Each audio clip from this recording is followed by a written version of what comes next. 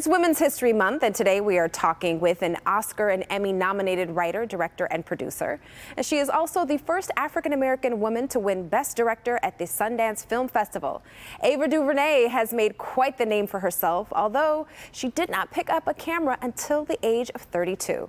And now she has teamed up with Emmy nominee Roberto Patino for a new drama that's out on HBO Max. Here's a look at DMZ. What we had, it was so good. We were family. But that was pre-war. I lost my son in the evacuation. Christian! Where is he?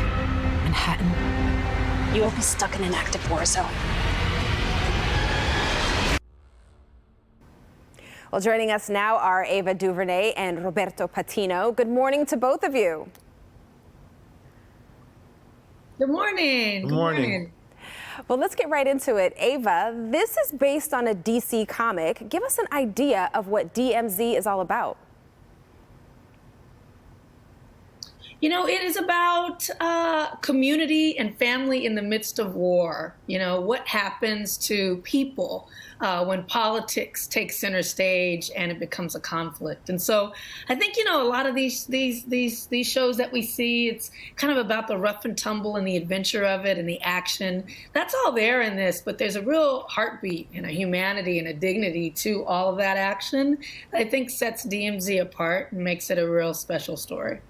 Very nice. Now, Roberto, why do you think there is such a demand and success with bringing these stories from comics off the page and onto the screen?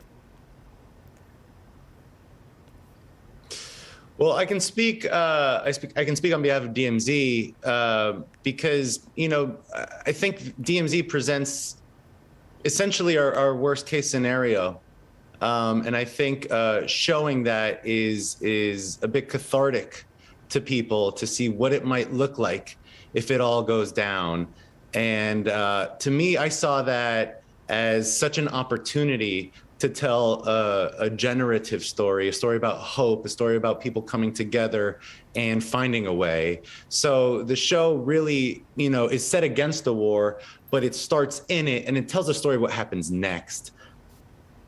Okay, very exciting. I can't wait to watch it. Now, Ava, it's Women's History Month, and you have been a groundbreaker in the film industry. What does that mean to you?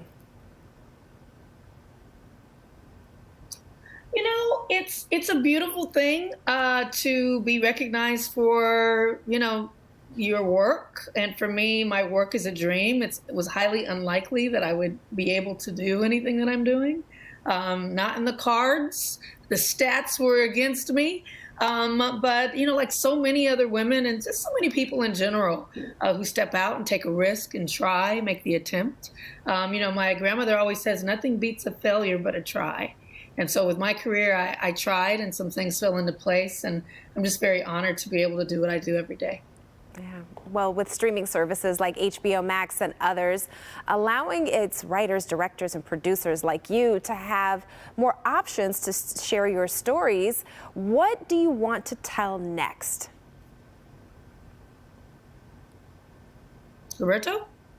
I want to showcase people of color more than anything. You know, there are so many stories and so many perspectives that we don't get to see, and it's really just a reflection of our world. So that's where I want to be next, and I want to do all that within the scope of genre storytelling. I like big worlds, I like world building, I like scope and scale. So that's what's next for me. Very nice. And Ava, how about you? You got anything you want to tell us about?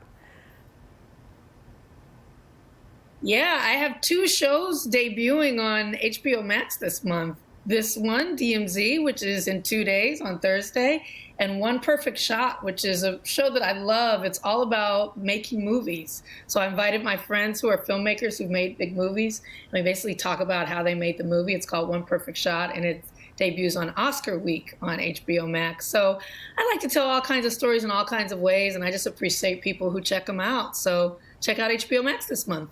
That's awesome. Roberto and Ava, thank you both so much for joining us this morning. Thank you. Thank you. The 4-part limited series DMZ is now available on HBO Max.